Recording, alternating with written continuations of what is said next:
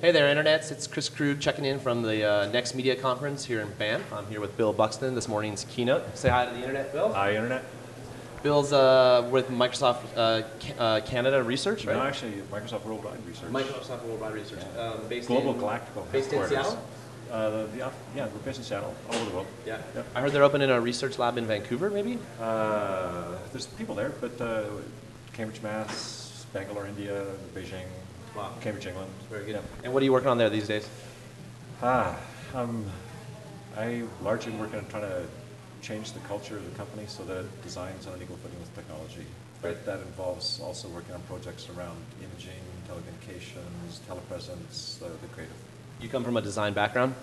Partially from design, largely from music. I started off as a percussion musician, and I started making music for films in '71 with computers. So and became a designer. So polyglot.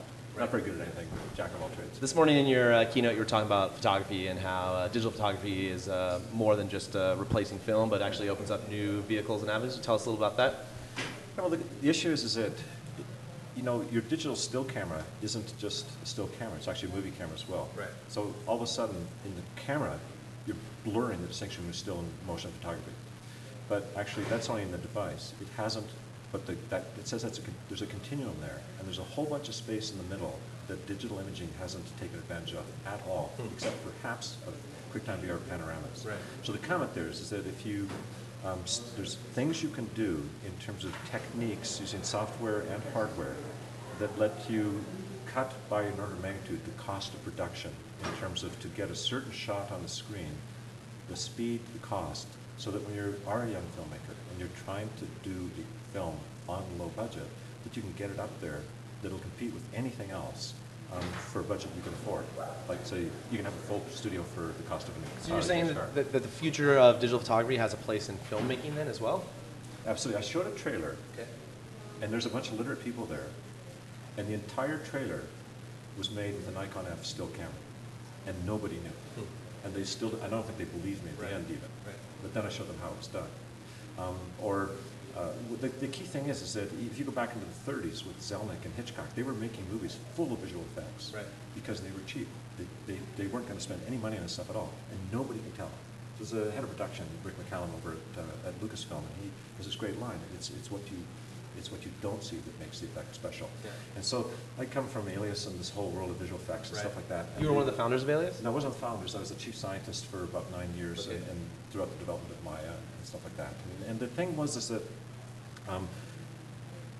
that industry focuses just on 3D animation and high-end visual effects, when in fact where the growth is and what's happening is digital's going across the whole board. And like with Hitchcock, effects have just as much, if not more, relevance to romantic comedies than to these effects films, but we haven't figured it out, and we haven't got it in the workflow.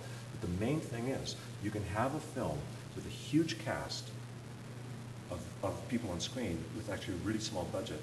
And just here's the quick pointer, to get an example. Get the Young Indiana Jones movie series on DVD box, and then watch them. And there's one movie there, but every one of those cost $1.2 million. That was the total budget.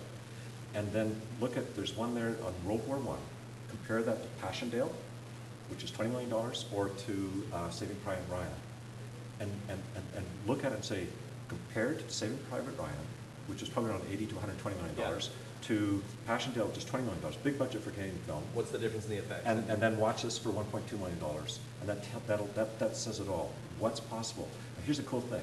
When Lucas or Coppola were in film school, they were making these like 8mm movies that were really cool and stuff, but they could never get them distributed on television, much less on feature, because the technology was crap, right? But it would at least help them hone the craft. If you are one of them and you do a good film and you're a high school student, guess what? Where we are now, if you're effective with the technology, especially these technologies, you can get you get a feature release. And I don't mean like the Blair Witch Project, where the script makes it crappy imagery, right? That's part of you write in the story, but where it plays on every level. And the only thing that's distinguishes is, do you have a good story? Yeah. Well presented, technically competent. I think it's an awesome, inspiring message for young content creators. So thanks a lot. It's been good talking with you. My pleasure. Chris Krug checking out from Next Media in Banff.